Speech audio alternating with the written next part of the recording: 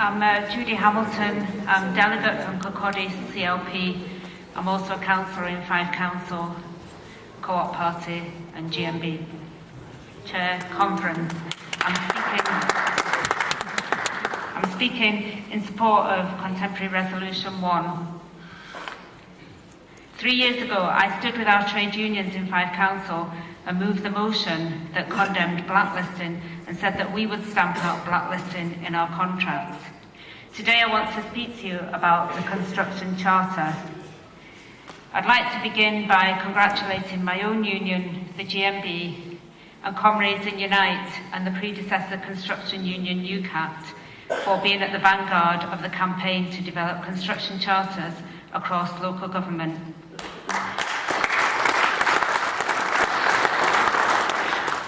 This has been pursued on a council-by-council basis, some pursued by the joint trade unions and some pursued by Labour councillors, and the first charter was signed in Liverpool in 2015.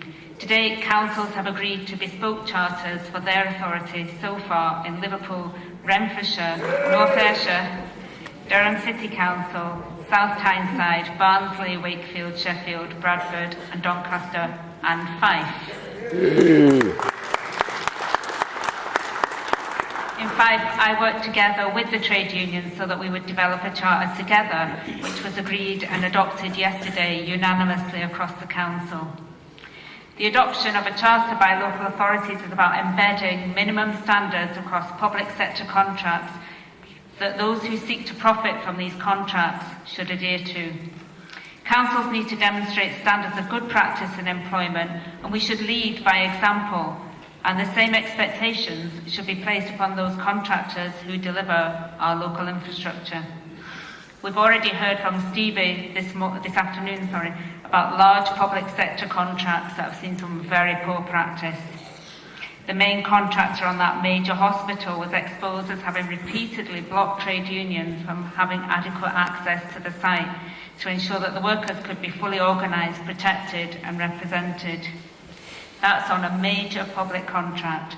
The flagship construction project, the Queensferry Crossing, has been beset with employment problems, and evidence obtained by Unite showed that umbrella companies have been engaged on site, exploiting workers, highly skilled people, highly skilled workers, building the infrastructure of our country, but not highly valued, forced to pay both employer and employee national insurance, pay their own holiday pay both sides of the pension contribution and receive less than the rate agreed for the job. Workers have been engaged on site to undermine collective agreements, and some paid even below the national minimum wage. Previously, we've seen that the use of agency labour has meant that, for example, people who have been blacklisted have been unable to pursue legal remedy as they were not employed in the first place. Direct employee status ensures protection of pension and national insurance. This will ensure that companies are forced into a cultural shift in terms of supporting the entitlement and rights that direct employment establishes. Of course, we had to address health and safety.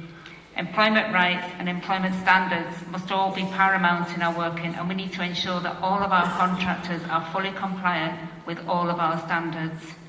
Many of our contracts are delivered through HubCo, the Scottish Government's name for PFI, and the Council's procuring areas must dictate how projects are delivered by HubCo contractors through the tender documentation.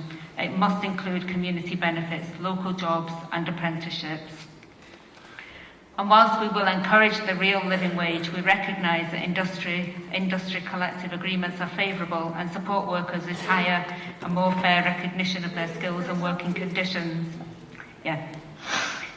In Fife, we've embarked on a huge house building programme. We supported the construction industry through our own building services and 15 local companies providing local jobs and apprenticeships.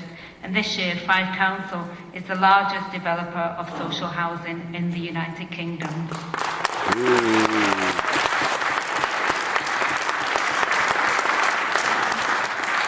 Can I get you to finish now, please? 2 seconds. The Charter ensures... I would like it now, please. Right. Okay. The Charter ensures that workers employed on projects underpinned by the Council receive decent treatment. It's a first step in stamping out these shoddy practices. It's time to redistribute the social and economic benefits of public contracts. This is about fair pay, respect and safety for all workers. Sorry, I'm going to have to cut you off now. Okay. Right. Please support the resolution.